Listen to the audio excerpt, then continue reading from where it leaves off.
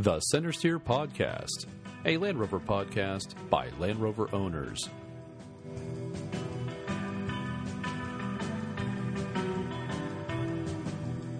On our fourth episode, two stories of Series 3 109s, the M Word is about RUDOLF diesel, we discuss North American off-road events, and all that after the news.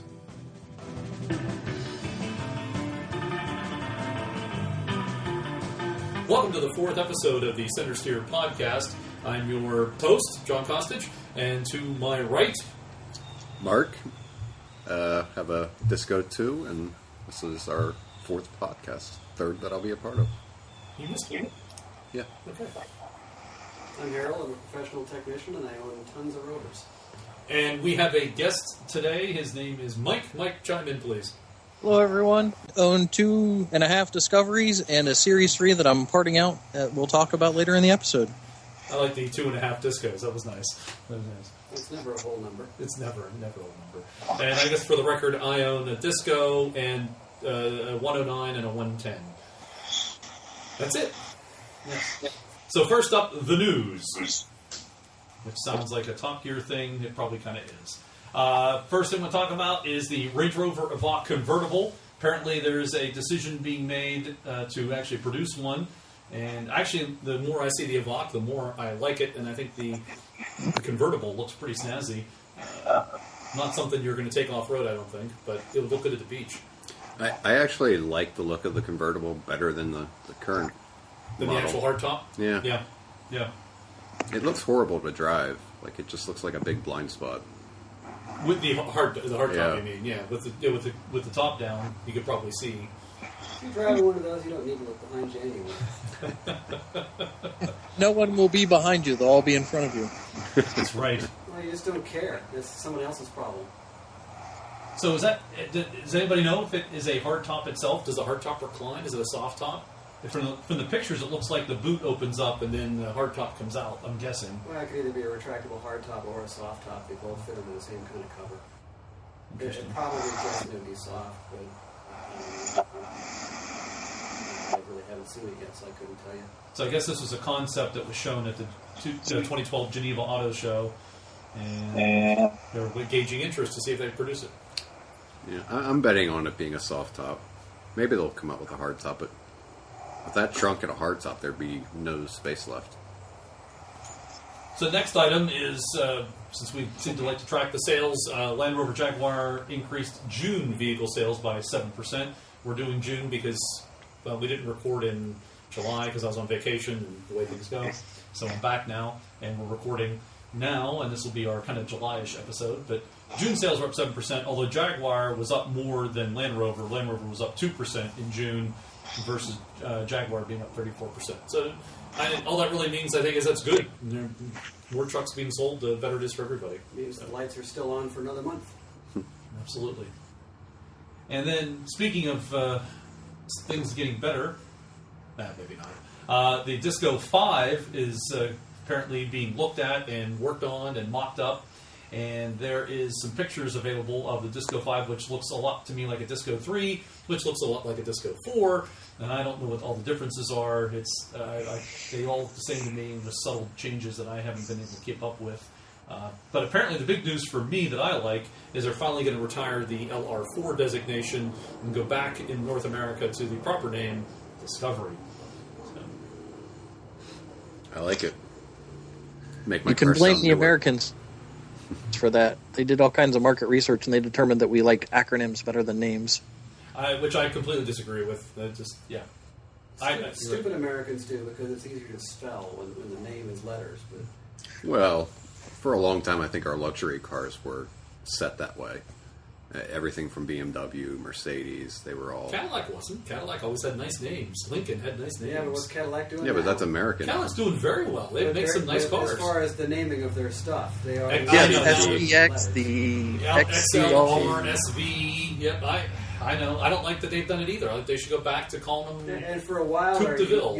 you could translate from letters to Coupe de Ville and Sedan de Ville, and you CST, kind of figure it out. yes. But now it's like it's too much alphabet. Yep, I know. I don't like it. That's why I like going back to Disco in particular. So, One of the things I'd heard was they would try to change the name in North America to change the reputation of reliability. So I'd heard that the Discovery 2 had a bad reputation, so they wanted to ditch the Discovery name. And I'm not sure that it really functioned at all in that regard. yeah, I don't think so either. But I'd like to go back to the day when there was just Land Rovers. You had a long Land Rover and a short Land Rover, and that was it. Yeah, that's not happening. That's not happening. I know those days are gone, unfortunately. But Yeah. And next bit of news is there's going to be a new Range Rover that's going to be stretched for the Chinese market, apparently used as a kind of a touring car, to executive saloon kind of idea. At least that's my appreciation of it. They jump wanted seats for the whole family, kind of thing. they said extra leg room in the Chinese market is essential, especially if you want to be an executive car. So, Status symbol. yeah, pretty much. So. Well, rear leg room in a Range Rover has never been a strong point anyway, so if they want to get any measurable appearance of leg room, they really do have to stretch. Is it worse than like the Discoveries? It's the same wheelbase. Actually, the P38 went to 108, which is a little bit longer, and it's a little better, but not a lot. Haven't sat in the back of one. Yeah, I haven't been in a Range Rover except at the dealer at one time. Well, when we went, we took the Mark and I went up and took the 110 to the dealer Evoque event, and no one seemed to care except for a couple guys. Well, the techs didn't even understand what it was. I think there was one there that kind of had a clue. So, but yeah. No, not really. He just pretended to have a clue. What's that? Well, that's the news. Why don't we move into events? It's the high event season in North America for Land Rover stuff, and our Mark is going to be our event guy. So, well, a lot of it's kind of new to me information. So, the closest one coming up is the Vermont Overland Trophy Run, and apparently this is supposed to be very much like the Camel Trophy, which is, gone down in lore as the greatest off-roading thing ever. And this starts on the 7th, and it's going to be, my understanding, a mix of various terrain to test different driving skills, but there's also going to be local-type checkpoints, so you have to interact with all of Vermont and kind of embrace that. But you have check-in times at night, so you have to, finish your course and your team, check-in at night. Everybody starts based on, I think, a raffle in the morning. If you're late, you get missed. Next team goes, you go last. Like an off-road road rally. Yeah, exactly. Okay. Apparently there's no first place or anything like that. It's just we want everybody to finish and meet the checks. But it looks like a lot of fun. A lot of primitive camping and off-roading. Really can't get much better. And then there's also the local challenges where you will have to find a particular restaurant and eat there, and then carry your receipt with you to the finish line to prove that you completed that challenge. You'll have to do some hiking, things like that. It's really quite a neat event. The gentleman that's putting it together is doing a really good job. Hiking? I'm out. So it's not enough to just show up at this restaurant. You actually have to consume their product? Yes, then that's part of the draw of it, is that it is to incorporate as many local Vermont industries as possible. So all of the things that Vermont are famous for are part of the event. Another interesting side note, as rugged and as rough as what some of the trails, and like they had a pre-run video shown, it's all Vermont roads. Actual roads, or actual roads? But are they paved roads or fire roads? They're or unmaintained old state roads. Wow. Apparently, so it looks very. You're cool. required to navigate the entire course using just iPad apps that are stored locally on your iPad. Oh. Yeah, they give you a map application to track along with. It looks extremely cool. I'd love to do it next year. How much? It was around 500, I think. It's 500 a truck, and then there are 2 trucks per team. Oh, do you have to have 2 trucks? You do, and Oh. both trucks have to finish every day to move forward in the event. Oh, so it's 4 people, 2 trucks as a No, team. it can be the only person that's required to be in the truck every day is the driver, so it can be as few as 2 people per team. Okay, 2 trucks, minimum of 2 people. Correct. Unless you find a way to come up with an autonomous truck somehow that can drone right behind yours, then it could be 1. They're working on that. 2 trucks, 1 driver. Whoa. So That's What a about camel tow bar? trophy Would that pick. count? we should look at the rules. Okay. Maybe we can get sponsored by Oshkosh Industries. There you go. I used to know a couple of those guys back in the day. So we're looking at the website here, and it's pretty slick. I got some nice pictures. I like the one of the looks like a Defender 90, 110 in the drink. Actually nose down into the water. That's a camel trophy shot. Okay, yeah. It's pretty slick. The other nice thing about the event is that it is not limited to just Land Rovers. You're welcome to bring any vehicle that you want, and the requirements for the vehicle are relatively minor, considering some of the roads that you're going to be driving on. Gotcha. Yeah, I see a picture with the G-Wagon in it there, so Yeah. it's definitely not a Rover. That does look really cool. And Vermont's a great state. I wish our normal panelist Morgan was with us because he lives in Vermont and could probably talk more about it. Does anybody know if he's not participating, right? Not Not that I know of. I think he knew He's about in it. the middle of a frame over, so I don't think he's taking his truck. That's true. Yeah. Do y'all remember Tim Smith from? Yeah. He's participating in it this year, as well as Randy Williams from Rover Bones British Boneyard and Justin from Lucky 8 are all participating in it. Cool. Look forward to seeing the information about that. Looks great. Looks like Overland Journal's a sponsor or part sponsor, I guess. I believe they're part sponsor. The gentleman that's putting it together has that Vermont Overland, which is a driving and touring establishment. Hence the name of the event. Yeah. But all of his inspiration for the event came from watching Camel Trophy videos. And actually, one of the drivers from the only U.S. team that won the Camel Trophy is going to be at the campground one of the nights. He actually lives in Vermont. Forgot about that little tidbit. Be very cool. Scooter should take a Subaru. I know, he's going to rally that, not drive it off-road. Then you can get it signed and paint over it. For our listeners, the website is vermontoverland.com. If you want to get all the information about the event, it's there at vermontoverland.com. And if you have visions of going for this year, it is already full, so you will have to register for next year. And you got 3 days to get there. They do sell out, huh? Yes, they did sell out. Interesting. What's their limit? I believe it's 50 trucks. 25 teams. Yeah. Okay. That's a sizable event. Should be very cool. Yeah. Next event. Next event. The big one for us around here is going to be the Concave. And that's coming up September 19th through September 22nd.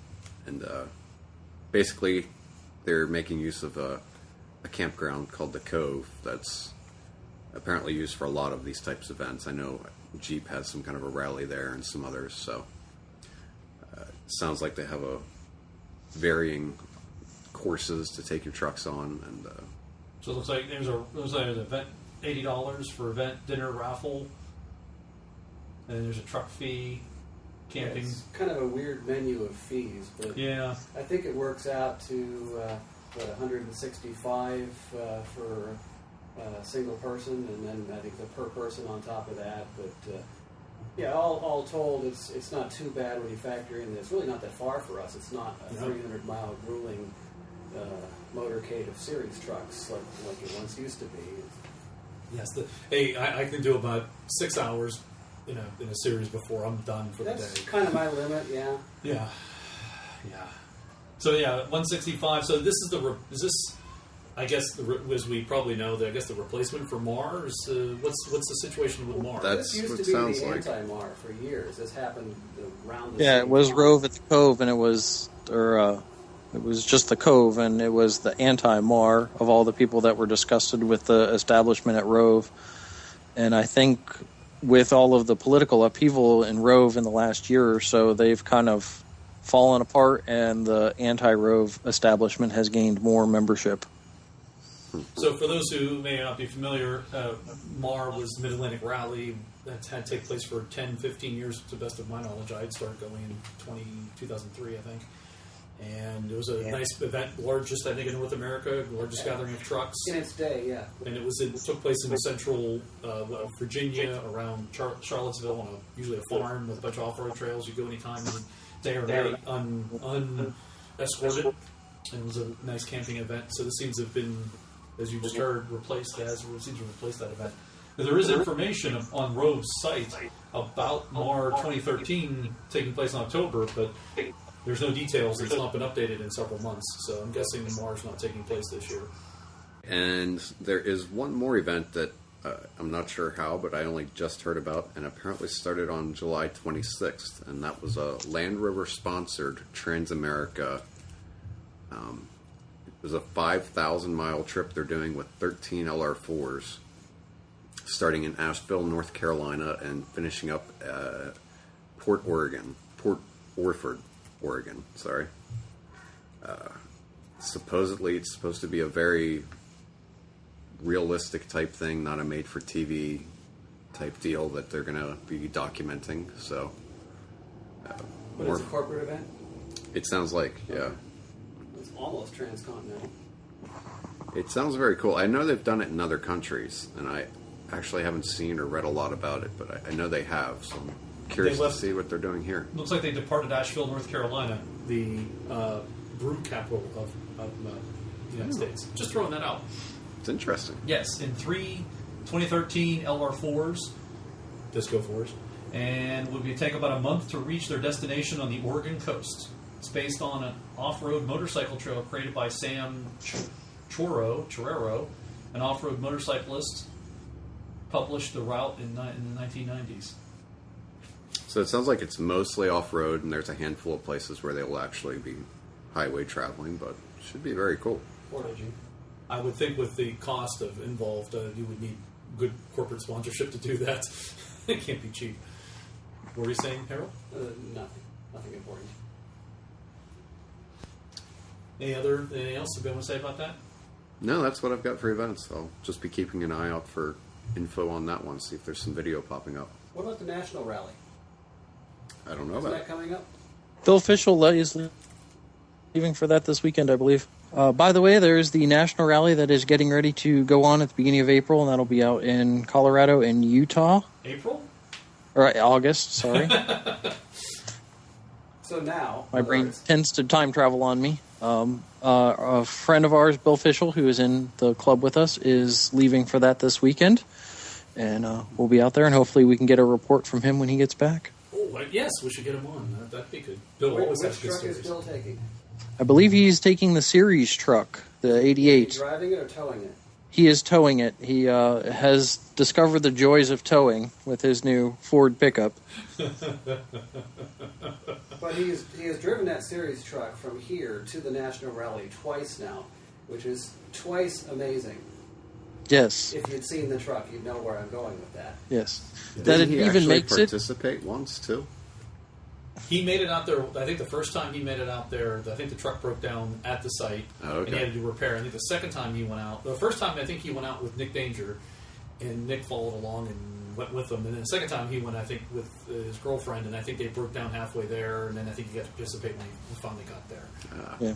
Something like that. Something like Bill that. always breaks Yeah, down the first somewhere. year he was having fuel pump issues, I think, was the breakdown issue, and that precluded him from driving in the event. And the second year, he just had some normal wear and tear items break down along the way, which he was able to repair, get to the event, and participate. In other words, just another Bill Fischel road trip. Yes. So the National Rally is sponsored by the Sully Hull Society, and their website is LandRoverNationalRally.org, and it will be taking place 13th to the 17th of August in Ouray, if I'm saying that correctly, Colorado. So what's that near? Is that It's in the southwestern corner. southwest? Yeah. Camping, hiking, fishing. Cool. Has anybody, none of us have been there, have we? Have either four of us been there? I've not. I've been in that neighborhood like a long time ago, long before I. But you didn't go for the National No, Rally. I wasn't into Rovers at the No. time. It was just I was out west more than I am now. Yeah. I've been to that area for mountain biking, but not for Land Rover events. Well, I think, and for those unfamiliar, they move that event around. Typically, it's not always in the same exact city, but they move it around in the southwest United States, From what I right? understand, it alternates between Colorado and Utah. Yeah, Whereas last year was in Utah, it's Moab. Moab, but when it's in Colorado, it sort of hops around a little bit to different places. I'd love to go to Moab. Moab is just fantastic. Unbelievable. What a great place. I think that's a venue that's deserving of the national rally designation, definitely. That's when maybe when I get my 110 back, it might be that's a good trip for the 110. It might be a good trip for the 109 too. If I had like a month. It'd be a comfortable trip for me to follow you with my disco. Yeah. And pick up. Yeah, exactly. All right, so those are the events for at least North America. I know there's a ton of events that take place in the UK, especially from the ex-military Land Rover Association, but we don't have a British correspondent as much. Even though I'm an EMLRA member, I won't go into all those details. The Peterborough show is coming up also. Okay, they seem like they have something every weekend. I get these invites. This is show season over there, Yeah. much more than it is here. I mean, it's more about the shows than the events over there. Yeah. Billings was just last week too, I believe. Yeah, Billing just ended. Peterborough's coming up, and then there's a number of like military only type shows too, like Wheels and Wings type things. That would be cool. Oh yeah, there's just a ton of that stuff over there. That's another thing where I'd like to take them, a summer, go to the UK and go to all those shows. That'd be wonderful. Yeah, I think that would be a great summer. The other summer, the dream summer for me, just involved a shipping container and a bag of spanners.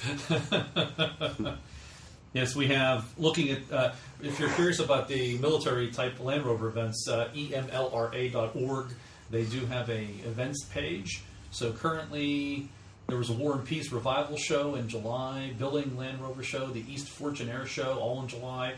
August has the Military Flying Machines, Bigger Car Rally, Esnor Castle, and Military Odyssey. Peterborough's in September, and then there's one show in October, the Military Revival show. So there's plenty going on. And EMLR site is pretty good, by the way, to go to if you need information about what's going on, especially with the military side of things.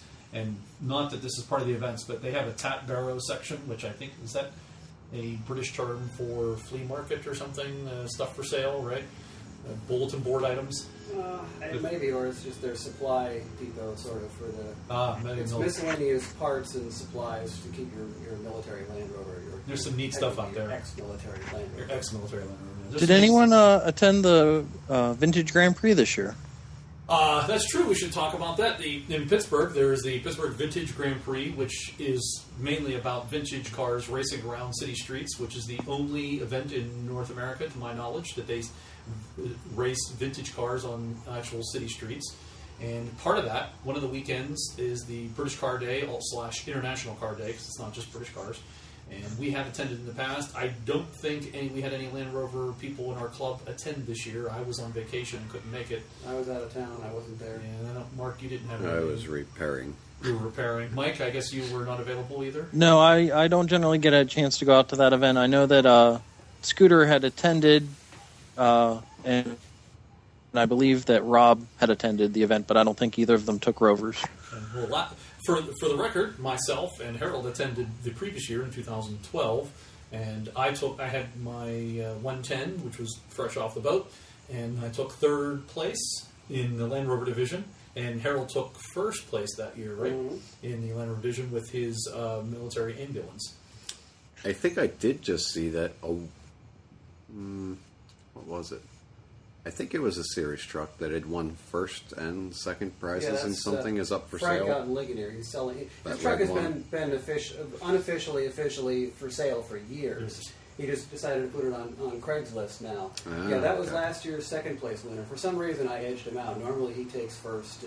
Unless Dave is there with his 109, Frank is there taking first, and then all of us with like real Land Rovers that you can beat on, we take the lesser trophies down the line. But that Series 2, it's a Series 2 109. It's immaculate. The paint is fantastic. Which is amazing, shiny, given that it's like a 15-year-old restoration. It looks fresh. It does. It's a nice truck, but the thing is, the guy has only driven it 100 miles a year since it was restored. He drives it once a year. Once a year, from Ligonier to Pittsburgh to collect his trophy at the Grand Prix. Mm-hmm. Absolutely, it's exactly what he does. It's great. It's a great vehicle. Nice guy, nice truck, definitely. Yep. And it's been, as you said, it's been for sale for. So if you're anybody out there is looking for a 109-inch Series 2A in deep bronze green, this one's a buy at $15,000 asking price. It is. You can drive it immediately. It's great. Yeah, it's good to go. this is when I get to tell my favorite story from that. Is I had the 110 with me, and it takes place in July, usually late July, and Saturday morning you get on site and you drive on a golf course, is where all the cars are parked on this golf course, public golf course, and of course they're going to play golf that day. So I get on site, it's a little damp, and no problem, of course, you trundle through things, you go up over these little ramps onto the curb and drive onto the site and up this hill, down a little bit, we park in the typical Land Rover area. Not a problem in a Rover. Not a problem in a Rover. I pull in and then I hear something and people start pointing and I look behind me and there's an Aston Martin and it had to be a Vantage, it was one of these brand new looking ones, sexy car, and he's spinning. And I'm like, oh! And I start walking over. Hey, I'll help you. Want me to tow you? I would be great. But by the time I could even get the earshot, he started to pick up traction, and he got out of it. But I so wanted to be able to tug him out of there and just tow him a little bit, get a picture of that. It'd been spectacular.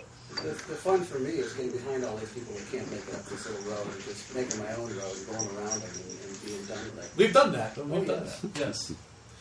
Yeah, that's right. So that was another event. I need a little ramp over the curb. Oh yeah, I never need that ramp over the curb. And then last year, as I was leaving, I saw Wayne Carini from Chasing Classic Cars. He was on a golf cart and he was pulling out. And by the time I recognized who it was, I couldn't catch up and say anything to him. But I'm like, that's Wayne Carini. So. Well, yeah, his golf cart can outrun any bar trucks. So. Well, those are the events. It's event time, and it's good. I've forgotten about the Pittsburgh Vintage Grand Prix. I missed that this year. I really do. Actually, I've started to enjoy that event. That's a nice time, especially when the weather's nice and you're not baking in 95-degree temperatures. Yeah, it's nicer when you have a Rover you can take. And the nice thing is you don't have to clean it up. You just pull on site, you're done. You don't have to clean it up. It looks better when it's muddy. My experience has shown that the less you do to prep it, the better you do with the trophy. Yes. Don't clean it up. Well, since I've never washed my Rover, I should win. You think. All right, so now we'll get into the meat of today's podcast, and we're calling this the 109 special.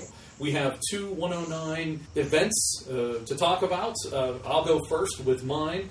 I have a 1980 Series 3 109 XMOD FFR.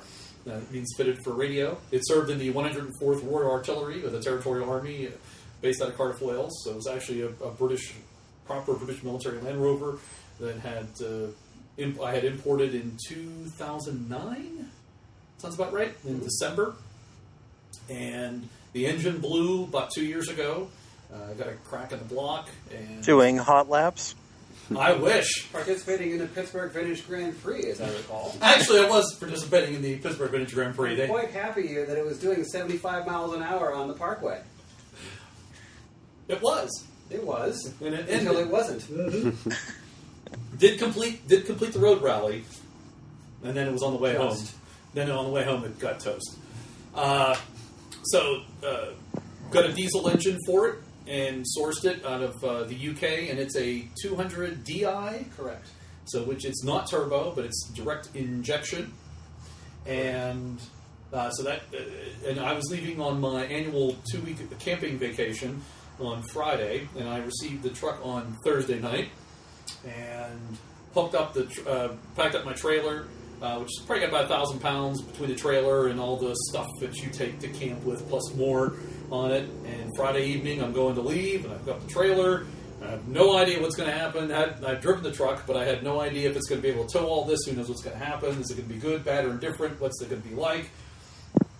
And as you guys know, my driveway is about a 45, maybe 35-degree angle, and I have a little bend, and then I have to go up my driveway, and I don't know what's going to happen. Hook it up, let my foot off, put it in gear, let my foot off the clutch, give it no gas, and it just starts immediately pulling. And I motor right on out of my driveway and too high. It was fantastic. Got to these events, had a great time. Drove around for 2 weeks. My buddies got to be in the back because it's kind of a pickup, and they enjoyed the hell out of that. Going for beer and snacks in the afternoon and lunch, and climbing the back. Proper war wagon. It was great.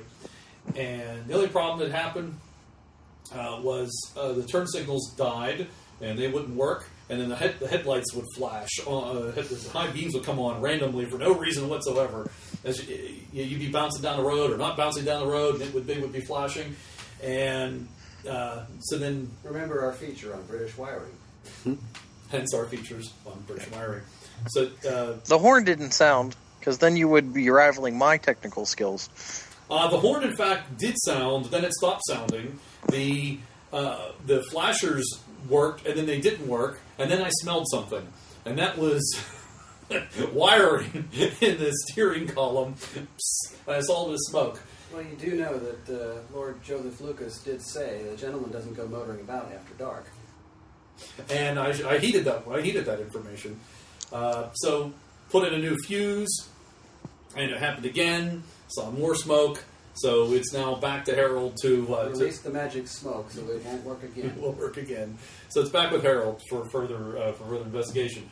But that somehow inject some magic smoke back into it. So aside from that, it was magical. It was wonderful. A lot of looks. A lot of people give me the high sign. Great truck. They liked it a lot, and which is nice to always receive that. And it towed like a champ. Not a problem going down the road. Of course, I wasn't doing more than with tow. I'd say I was doing about 55. I held it to 60. Was the most I would go while under power with towing the trailer. 65 maybe unladen, but even that was a little. You want to be careful. And I had really a problem was when your 35-foot tractor trailers pass you on the turnpike. And it's not so bad when they're passing you. That's fine. It's not so bad when they get past you.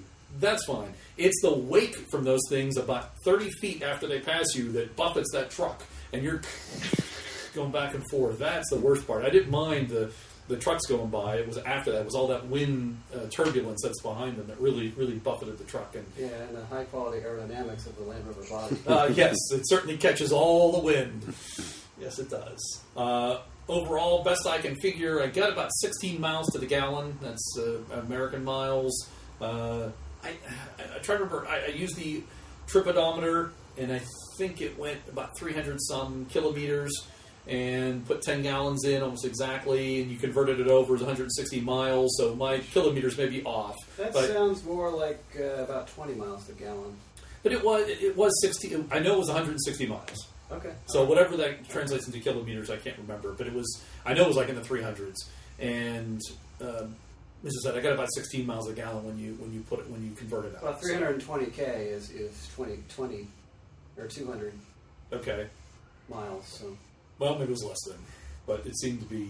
So. Okay. All right. Okay. But we're doing it again. So I'm set the trip odometer to check it out again. So we'll see how that goes. But. Well, you should see a dramatic increase from not towing as well.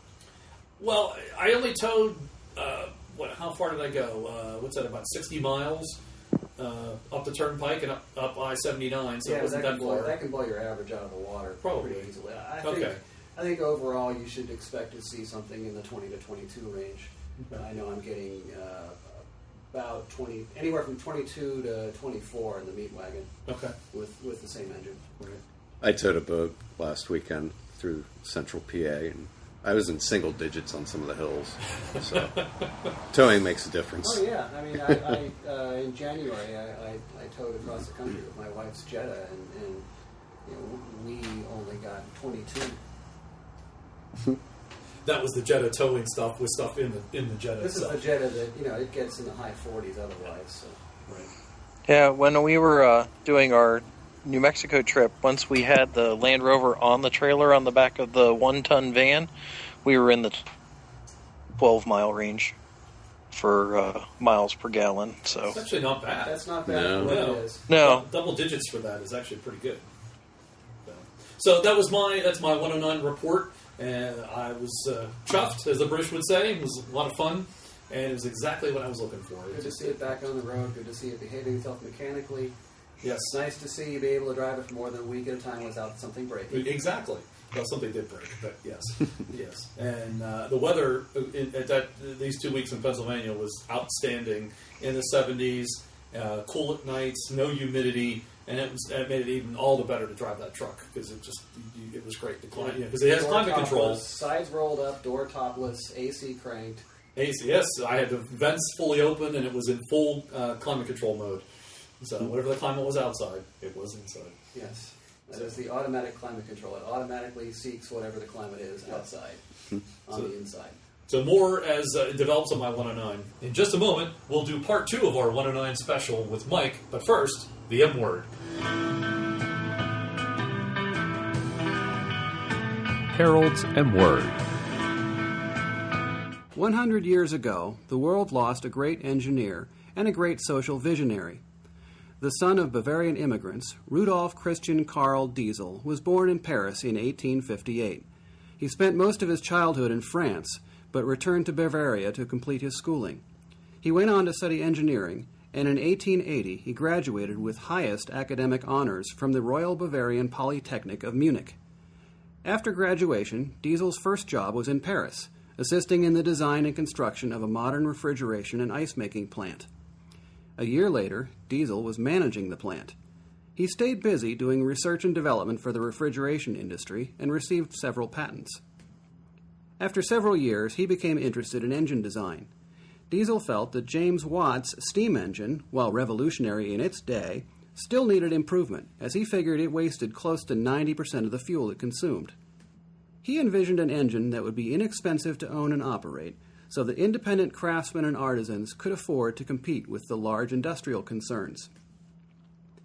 He began experimenting with steam engines and was attempting to build a variation of the steam engine that used ammonia vapor, but the engine exploded during testing and almost killed him.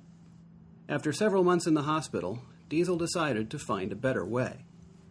Drawing on his extensive knowledge of thermodynamics, Diesel believed that burning fuel slowly, but at high pressure, could produce efficiencies approaching 75%.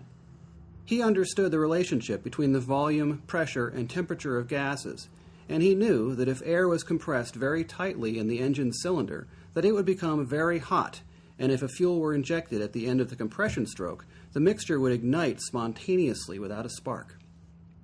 Interestingly, this concept, while beneficial in Diesel's design, is quite detrimental in spark-ignited engines.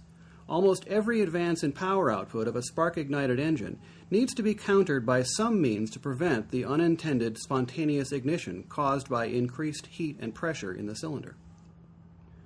Rudolf Diesel's design for a compression-ignited internal combustion engine was patented in 1892.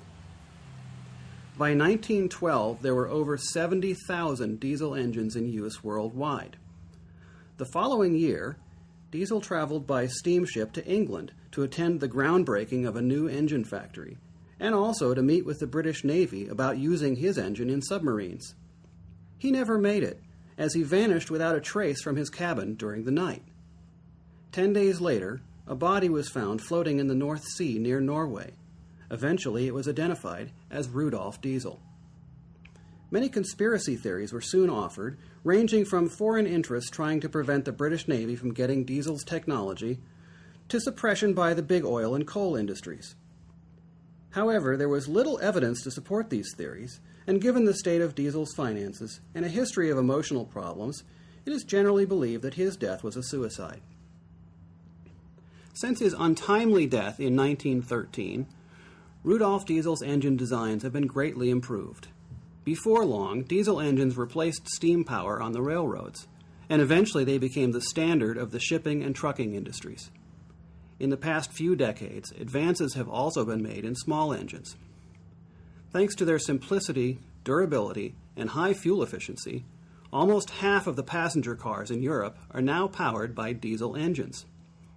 They're still not very common in the U.S., but the number of diesel-powered cars and light trucks are growing as the newest designs are much smoother, quieter, and cleaner than their predecessors. An aspect of Rudolf Diesel's vision, which has only recently been fully realized, is the ability to operate with a variety of fuels. By making the engine compatible with any fuel, he reasoned that small businesses would never be at the mercy of oil supplies controlled by big industries. The petroleum product that we know as diesel fuel didn't even exist until after his death. Mr. Diesel originally conceived his engine to run on coal dust, which was a common waste product of the day, or on vegetable oil, which could be produced locally by the engine's owner or his neighboring farmers. In fact, the original prototype diesel engines were run on peanut oil. This multi-fuel capability has become the subject of much experimentation in recent years, as both scientists and amateur hobbyists search for ways to lower operating costs, reduce America's dependence on foreign oil supplies, and develop a renewable energy source as the world's fossil fuels are rapidly running out. It would be interesting to see what the world would look like today if he had lived a decade or two longer. A century later, we are finally beginning to understand the extraordinary vision of Rudolf Diesel, a troubled genius who lived ahead of his time and died before his time.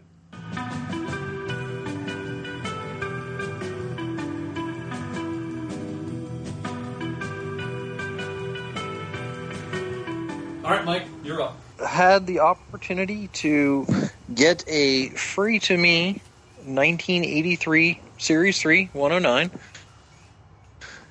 The caveat was that it was non-MOD.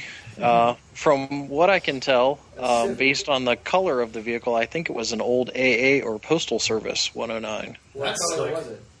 It was bright yellow. Bright yellow is AA. Postal is red. Okay. Unfortunately, the chassis number, someone took the privilege to drill a couple holes through it, so I can't read the chassis number. It's on the frame rails right above the right side front spring hanger. Okay. As long as no one's replaced the frame, it'll be on the rail, about an inch above where the frame horns are welded on. Okay, I'll be sure to check that out so I can get the crud off of it. Yeah, scrape off all the undercoating crud, use a torch to melt it if you have to, but it should be right there. Okay. It was in New Mexico, and I had to come up with the means to get from Pittsburgh to New Mexico to fetch this and bring it back. So it wasn't exactly free then, was it? No, it wasn't free, but it was still significantly reduced for the value of a 109 that you would find on any of the online sites. Right, you got a 109 for the cost of the retrieval. Right. So, as it sits right now, I have about $1,200 into it, so I'm okay with that. Not bad. The plan for the 109 is that I have a 95 Discovery that has a horribly rotten body, but a good frame and good mechanicals in it. And I am going to take the 109 frame and put it on the Discovery chassis and driving gear. You're going to set the whole 109 frame on top of the Discovery frame? Yes. Well, I'm going to add bulkhead outriggers to it and a 110 rear cross member to the Discovery frame. All right, so you're going to modify the Discovery frame to fit the 109 body. Okay. Right. Okay. And actually, there was a series of articles in Land Rover Owners International by John Carroll, where he and some gentlemen from Ashcroft Land Rover did the same thing. The only main difference is that they shortened the 109 9 inches in the body to fit the 100-inch frame. And I am going to do the opposite. I am going to stretch the frame to fit the 109 body. Yeah, that's a better way to go. That's definitely a better way to go. Do it what they call it in Solar Hall a cut and shut. Yeah. So that is my intentions to do. I have since gotten the 109 back to Pittsburgh and started the laborious task of soaking it down in PB Blaster and taking it apart. That'll keep you busy for a few evenings. Yes. The journey itself was uneventful until we got to New Mexico, and then our tow vehicle that we were using to tow our trailer down there with had a little bit of an incident in the lovely town of Tumancari, New Mexico. It is a 1-ton, 12-passenger van that my employers were kind enough to lend to the trip. Apparently, they had it serviced right before we left, and the kind people at the service facility put a new air filter in to help with our gas mileage, and the robot that built the air filter forgot to glue the cone on the top of the Ford air filter. So it was floating around inside the air chamber and allowing unfiltered air into the throttle body and mass airflow sensor the whole way to New Mexico. So I guess the robot was having a hangover that morning? Yeah, it was either that or it was one of those Friday air filters. Nice. I didn't think robots had days off. Well, apparently this one did, or it ran out of glue or something, because robots? there was nothing holding the cone onto the top of the air filter.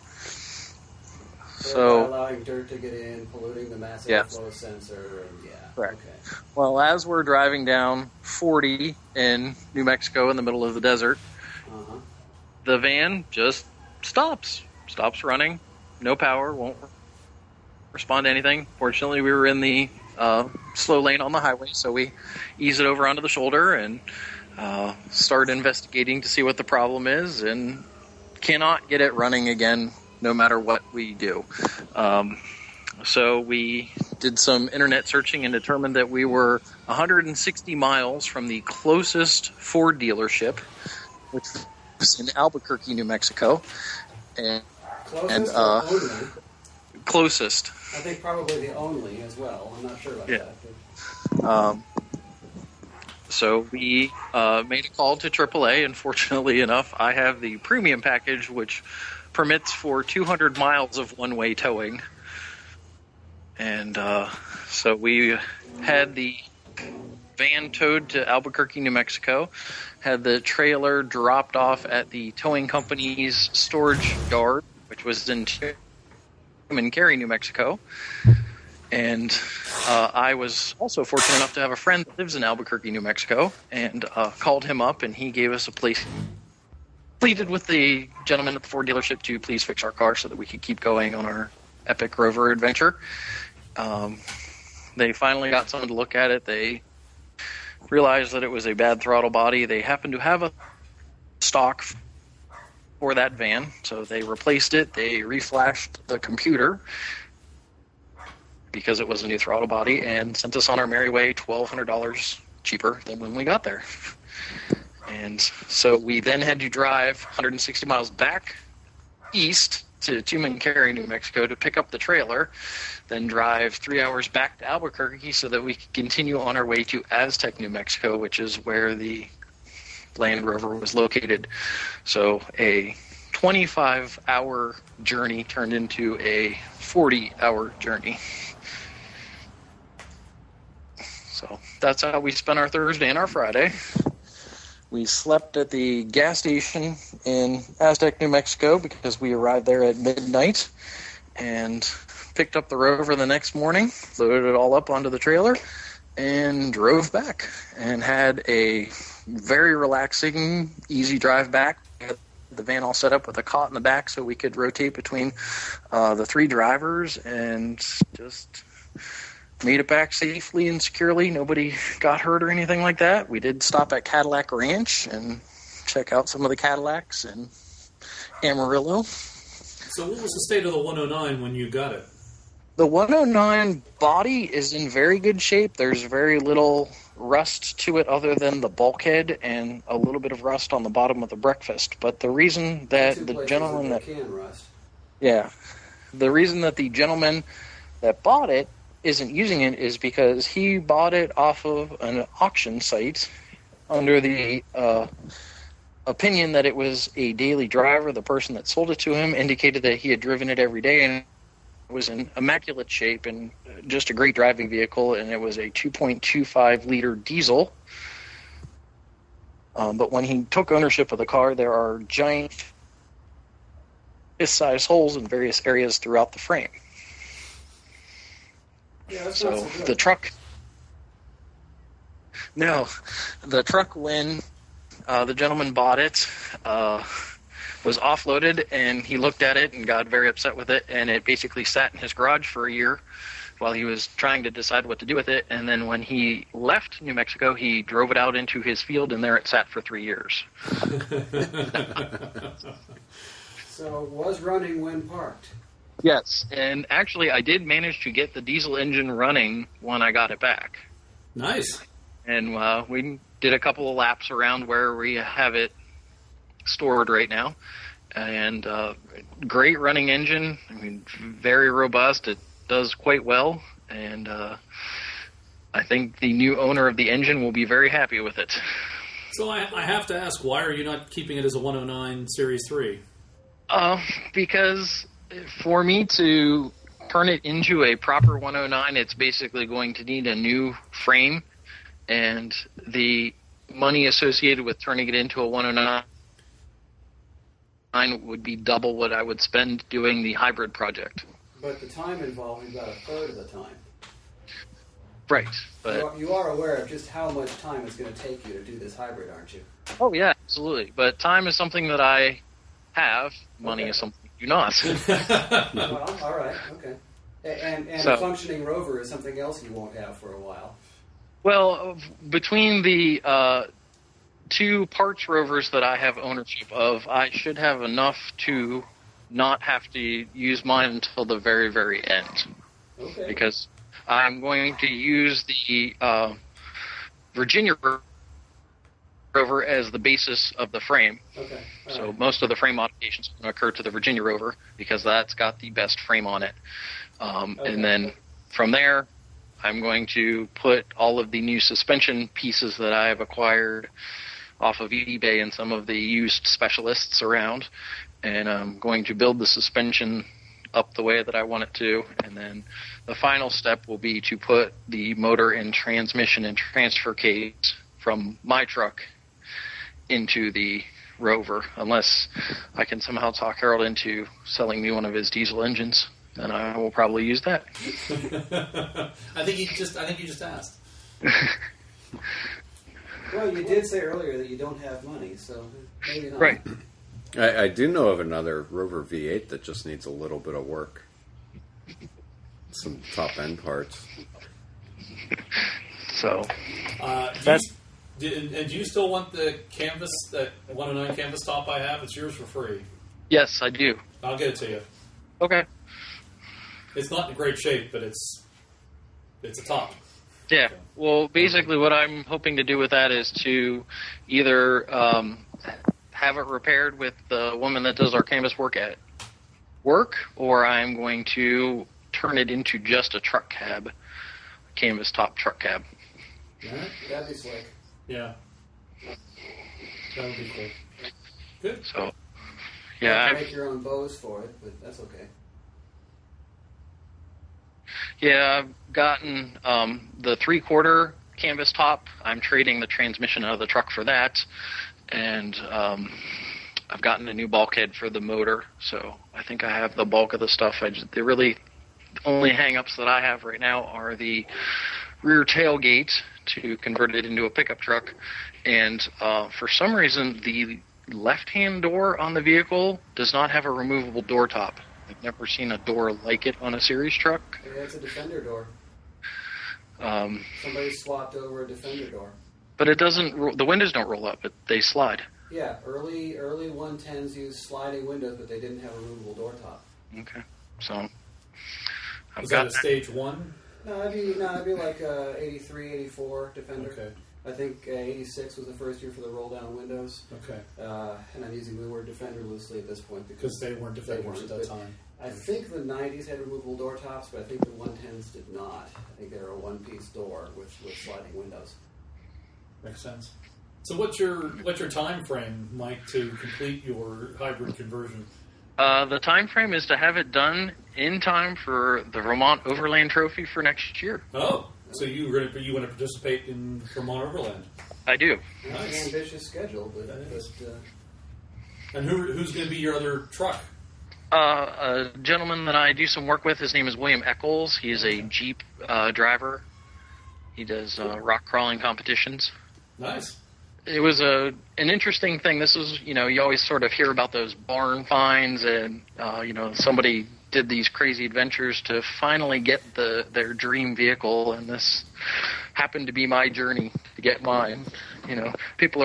You're telling the story to people like, yeah, we're going to New Mexico to pick up this truck. They're like, why? Why would you do that? You'll notice that was not and none of us asked that these question. are clearly people who don't get it. Exactly. And I'll add this, that you're saying that this was the journey you've always dreamed of. I'll tell you right now, the journey is just now beginning. Yes, it is. This is my Rover fascination started, having always seen them, but really in 1995 when I graduated from college, I, had my first real job and needed a car, and so I went to Ascot Motors out in Swickley because I was convinced that I wanted to have a Defender 90. I gotta laugh for a moment. Go ahead. Yeah. So, went out there, test drove one. Can afford to do. Yeah, absolutely loved it. Was all ready to buy it, and the job offer came through, and they basically told me that I needed to be in Indianapolis in 48 hours, ready to be working. So I did not get the opportunity to buy it, and once I got out to where I was working, realized that I needed a pickup truck way more than I needed a Defender, so ended up buying a pickup truck, and ever since then have just wanted so desperately to own a Defender or an early series truck, and they just were always out of the price range, and eventually got turned on to the inexpensive starting point of the Discoveries and picked one of those up and have been driving that and loving it, but just always pining to have that series truck. And when somebody says it's free, you can have it, you just have to figure out a plan to get it. And, I immediately started figuring out ways that I could make this happen.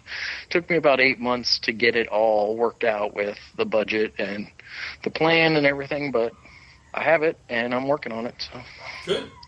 Mike, you repairing your bulkhead or replacing it? I'm going to replace right now, but the ultimate goal is to make some attempt at repairing. Okay. I have some of the tooling you may need for that. Okay. So you get it out, we'll take a look at it and see what all it needs. Yeah, I was able to get a replacement bulkhead? Yeah, Mark Love had one out of a 2A that was in really good shape other than one small area around the transmission tunnel that he said he would repair for me. Okay. And got that for $250. So. Well, that's a smoking price on a bulkhead. Yeah. Bulkhead is everything on these. Without that, you can't build a truck. Yeah. But with that, you can do anything you want. So, I think between that bulkhead and the parts that I have, the body panels that I have, and if I can secure either an 88 hardtop or a truck cab or create a canvas cab, then I should be good parts-wise. The only thing that I'm really hung up on is the tailgate. You might want to look into a fume curtain. Yeah. Because I have one somewhere. I think Harold has it, my fume curtain. I got one. I bought a fume curtain. I think I might have it. Yeah, so if you want to, maybe if you want to take a look at it, it might be something you might use for your 109.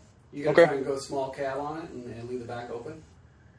Yeah, that's kind of the plan. I was able to get a 3/4 canvas set off of Tim Smith in exchange for the transmission out of that truck. 3/4 canvas with a hard pickup cab would be awesome. Yeah, that's kind of my goal, is to either find a truck cab or to create a truck cab out of an 88 hardtop. That's a bigger thing than you might think to do that, but those truck cabs are nice when you can find them. They're just a little bit of a needle in a haystack. Well, and the ones that are selling, the cheapest one I found is $550 for one in the States, and I can't really get that person to answer me back. The next cheapest one is $800. And I just can't seem to find any over in England at all. Yeah, I think shipping on that would be a little bit too much because it'd be bulky, even though it's... Yeah, the shipping on that could be interesting because they probably won't ship that by Royal Mail. No, you have to put a container of that. What you really need is find someone bringing in a truck that'll put that on the truck for you, not as a part, but as actually bolted to the truck. Yeah, just throw it in the bed or something. Nah, you don't want to throw that in the bed because they'll get pinched. I almost guarantee it, and they may not like that because it's an extra. If it's not bolted down, it may not be considered part of the truck. Okay. Or if you find you guys bringing in a couple, 3 pallets of engines and stuff, that might be a way to get it over there. There is that. Well, thanks for sharing your story. That's pretty cool. Part of our 109 special. You'll have to check back in, let us know how it goes, and keep us up to date. How good your welding has gotten.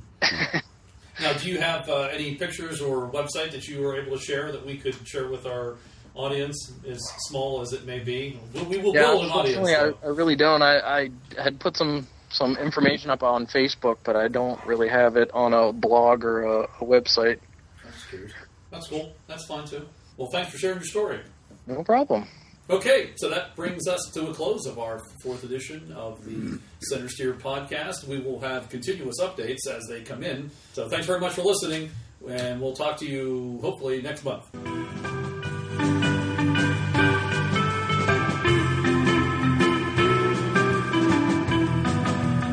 The luck sometimes is not with him, that's right. Well, it's not so much that he doesn't have luck, it's just trapped under his heavier right foot. Pretty much.